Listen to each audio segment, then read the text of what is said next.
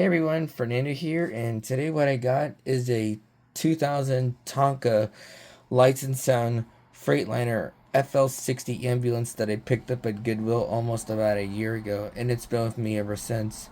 Now, when I saw this, without even looking up close, I thought this was a 2008 one.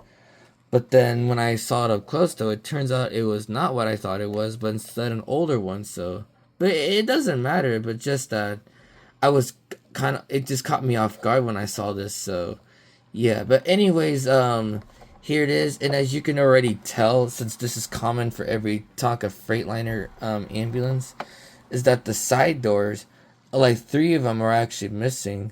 Like where you get all your medical equipment or supplies, actually. Yeah, those are already missing. It still has this, thankfully, but then like the rear doors actually are also missing. So yeah, but nonetheless, it works. Well, it does work. However, um, the button membranes or the board actually is very dirty. So I'm gonna go ahead and clean it out with uh with some Q-tips as well as rubbing alcohol because it removes all the grease and grime and stuff.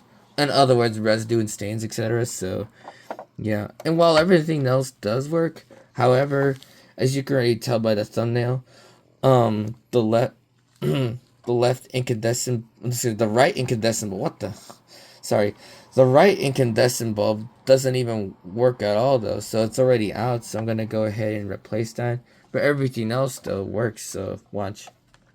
This is Unit 88. We are en route. Over. Yeah. But anyways, and also I'm wearing gloves. I'm wearing gloves, and that's because, well, when you handle incandescent light bulbs, just as a tip for anyone that's gonna do this, make sure when you handle incandescent bulbs that you want to wear gloves, because what happens is that if the oil or if the sweat or grease from your skin were to get in contact with the bulbs, what happens is, like, well, given how hot these get quickly, without warning, they will short out, and with that, you're gonna end up having to replace. You're gonna end up having to replace more than one, so one bulb to another, and it gets to where you're gonna end up wasting a lot of these. So that's why.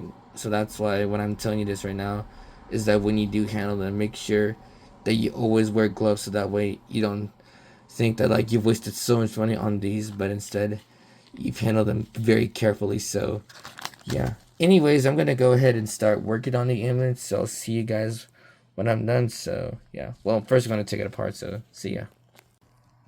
Okay. First of all, how's it even still alive? Like, I just opened it and suddenly it came out like this. But then second of all, I already got the thing open. So yeah, I'll show you. Like, cause like normally when a board like this is snapped, it doesn't even work anymore. But in this case, actually, just watch. This is Unit 88. We are en route. Over. But in the meantime, I'm gonna go ahead and just get that bulb taken care of. So yeah, first I'll take care of this one actually, and then I'll clean out the buttons. So yeah. Oh, I hate it when this camera doesn't even focus. But yeah, anyways, pretty sure you can like already tell, but like it's already out. So yeah, it's pretty dark. So yeah, well, you can sort of tell, but because of all the hot glue that's in the way, it's gonna make it even trickier. But still, it is gonna need to be replaced regardless. So anyways, I'm gonna go ahead and just get back to this. So I'll see you guys when I'm done. Okay, so now that I have the new bulb on, as much as I want to keep that on there, however, given that it flashes differently, it won't be able to, I feel like it won't be able to sync with the other bulbs correctly. So in other words, synchronize with the other bulbs. So what I'm gonna go ahead and do is that I'm gonna go ahead and take this one off, so that way it syncs with this one correctly. So yeah, I'll show you. This is Unit 88. We are en route. Over. And given that this one's a little less bright than that one, I'm gonna go ahead and take this one off. So yeah, and also again to match this one equally. So yeah, anyways, I'll see you guys when I'm done.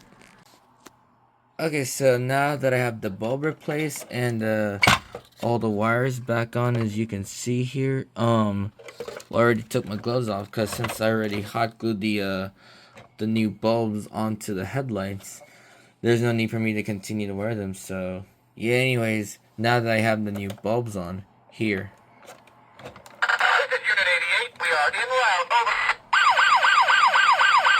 now it matches with these two equally, but at this point, the rest of them don't even matter since they still work. But all I care is that these two still work. All I care is that these two actually work perfectly. So yeah, in other words, all I care is that these two work just perfectly and equally, etc. So yeah. Anyways, I'm gonna go ahead and just start cleaning out the buttons. So yeah.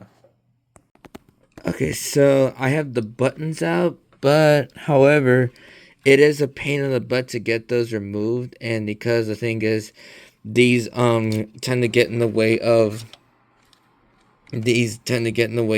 this actually. What you want to do is first you want to like unscrew those two, but then while it's still sitting, you want to get the parts. So like these guys, for example, you want to get those out of the way by unscrewing those four, and then when you do, I mean, at this point, you don't need to like unscrew everything just to even get the lights out. You can actually just squeeze the you can actually squeeze the front like this, and then it slides off like so. So yeah, which I'll demonstrate. Hold on. Okay, so now that it's back here, actually, given that the wires are in the way, like for example, and you don't want to accidentally pull them off, so what I recommend doing when handling these is that first you want to squeeze them like so, and then wiggle it just a little bit, hold on, and it comes off just like so.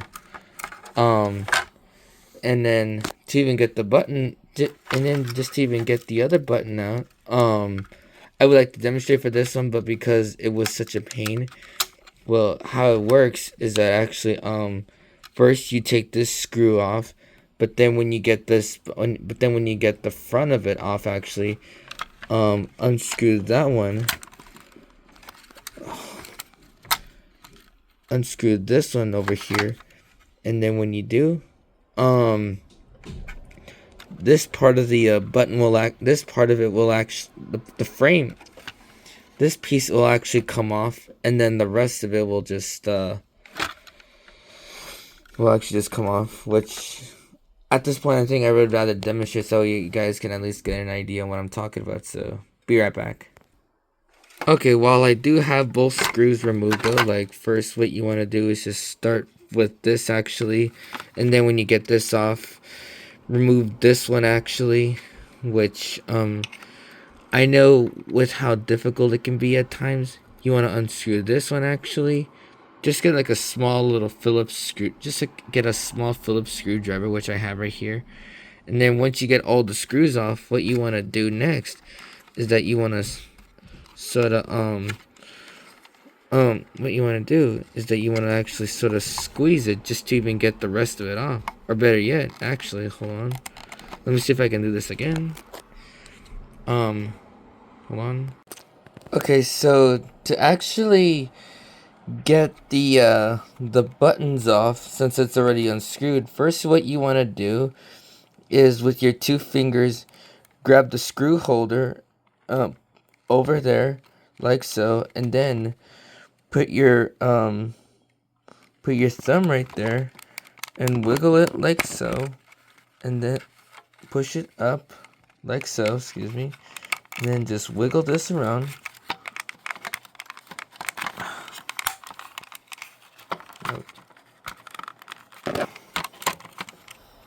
Now, it will come off like that, but at the same time, you should be able to get these guys off like this. Just wiggle it, and that's how you take it off. Now, it can be a bit tricky when doing this, especially when having to like reassemble it. So, yeah.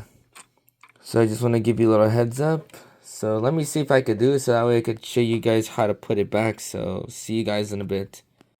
Okay, so otherwise, reassembly wise, first what you want to do is that you want to get the first part of the frame over there, and then align the buttons like so. Like as you can see, all the buttons are actually over there, like aligned correctly. And when you do that, actually, the last final thing to do to put it back together, plus the screws, is to get the base of it, and then just sort of wiggle your way around. Now it will be a bit tricky just to do this, but I promise you, it'll be worth it by the end. So yeah, if the buttons fall out, I mean, it's gonna get frustrating at first because that's what I've been trying to do. Get your tweezers out, grab the buttons, and then make sure that they are like at least all the way. So, hold on. Okay, get insert the base underneath. Okay, so squeeze yourself all the way through, and then with all the buttons aligned, make sure that the wires themselves do not get caught. So yeah. Anyways, once you do that, squeeze that in, and boom, it should be back just like that. So yeah. Anyways, I hope this helps though, and yeah. Now let's get to putting the ambulance back on, and I'll see you guys when I'm done. Okay, now that the ambulance is finally reassembled and all, here are the now finished and final results.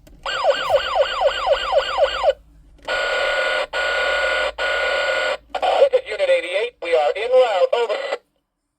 This is Unit 88. We are en route. Over. Well, I hope you guys enjoyed this video, and yeah, thanks for watching. If you want to check out more of my content, please hit that subscribe button and turn on your post notifications to get the latest updated content and stuff from my YouTube channel. So, see you there.